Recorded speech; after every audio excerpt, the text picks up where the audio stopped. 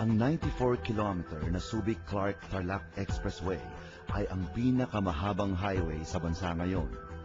Itinayo ang malawak na highway na ito para mapabilis ang biyahe ng kung sino man ang babaybay dito. Sa mga taong walang malay, ang SCTEX ay tumataginting na simbolo ng progreso. Pero para sa mga magsasaka ng Hacienda Luisita, ito ay isa na namang harang upang hindi sila makaalpas sa kanilang impyerno.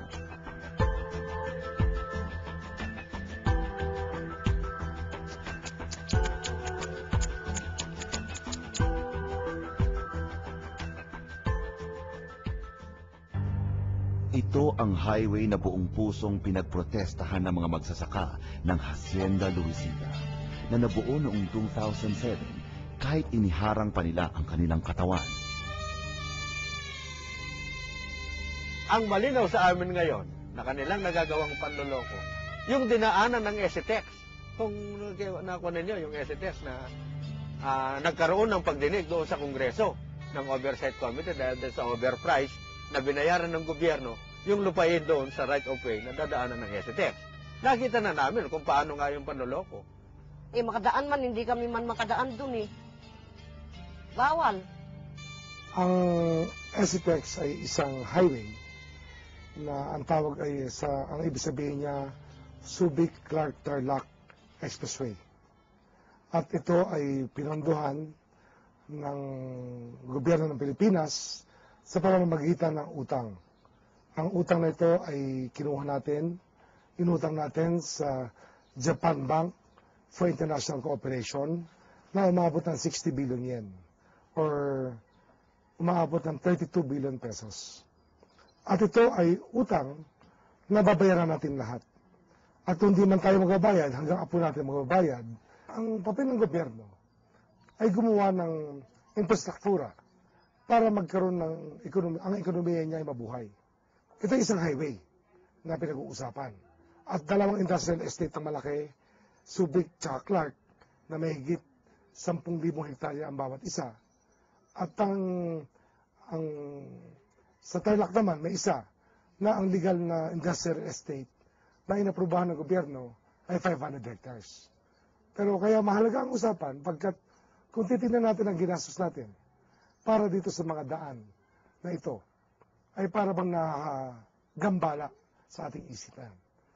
Bakit? Ano dyan ang nakakagambala?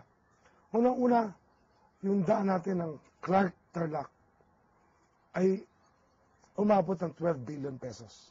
Nakakagulat lang sa Luis dito sa Subic-Clark-Tarlac, yung Clark-Tarlac portion, para bang hindi pinilano para daanan ng maraming tao. Ito'y parang pinilano at may nakikinabang na may isang na malaking nakinabang, ang pamilyang Cojuangco Aquino.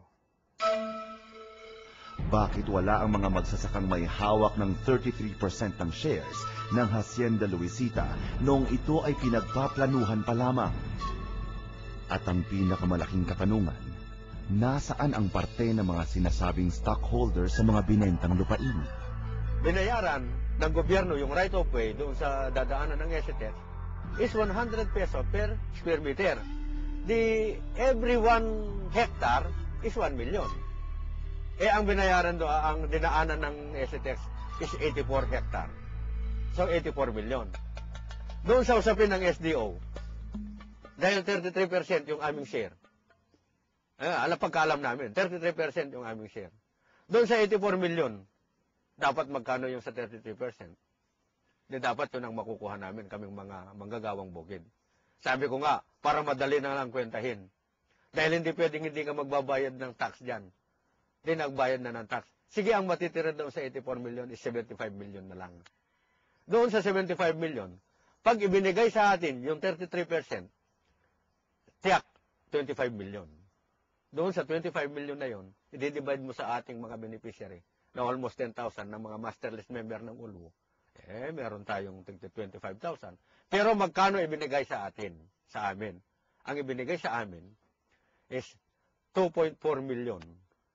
So, may nakakuha nga sa amin ng 10 piso, may nakakuha sa amin ng piso na hindi na kinuha, pinabayaan na lang sa kanila. Yung nga nakakuha ng 100, hindi na kinuha yung sa kanya, anin ko yan. Sa kanila na lang, baka kailangan.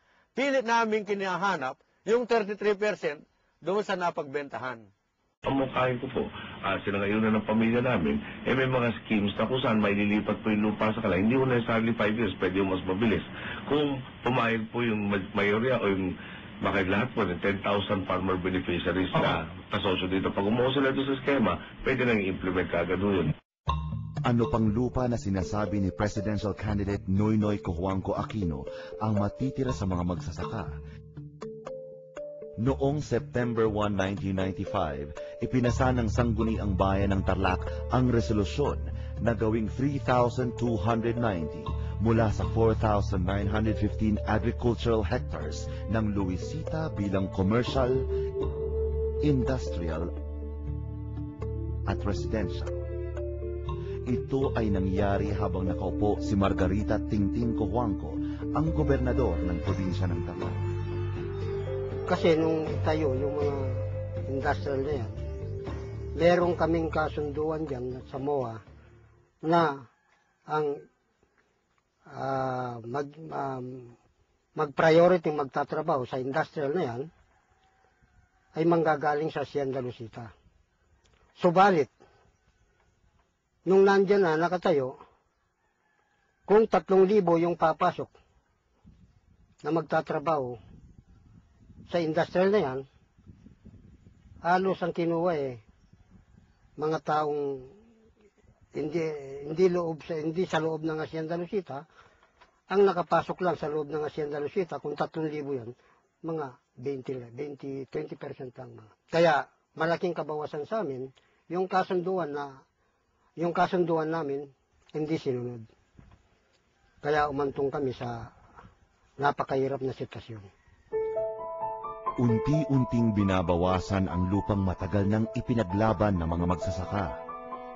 Ang nakakalungkot lang, kahit ano pang dugo at pawis ang kanilang ibayad para dito, ay tila habang buhay na silang iipitin ng pamilyang nagmamay-ari ng Hacienda Luisita. Ang pamilya Cojuangco na simulat sa pool ay hindi na tinupad ang lahat ng pangakong inaasahan ng mga magsasaka. Ang Hacienda Luisita ay may lawak na 6,435 hectares na matatagpuan sa probinsya ng Tarlac.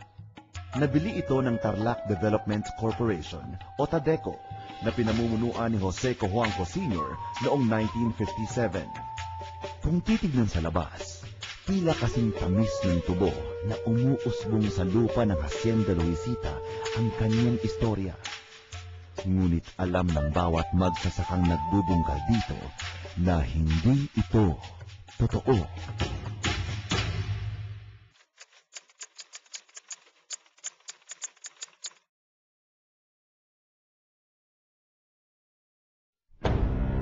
Ang perang ipinambili ni Jose Cojuangco sa Hacienda Luisita ay mula sa utang sa Chase Manhattan sa New York, na binigay lamang kung ipamamahagi ang lupain sa mga magsasakang nakatira at nagtatrabaho rito pagkatapos ng 10 taon.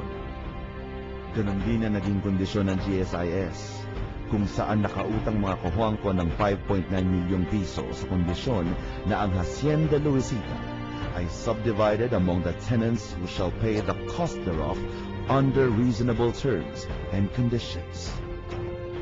Ito ay nakailalim sa Magsaysay Emancipation Act na nagsabi, sa loob ng 10 taon, babayaran ang utang na ito sa gobyerno. At pagdating ng 1967, ang lupa ay mapupunta na sa mga magsasaka.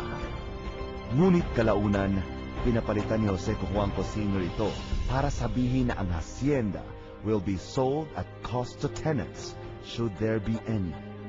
Ito ang sinasabi naging basihan ng mga may-ari ng Hacienda Luisita para hindi ito ipamahagi. Dahil ayon kay Doña Mitring, ina ni dating Pangulong Corazon C. Aquino,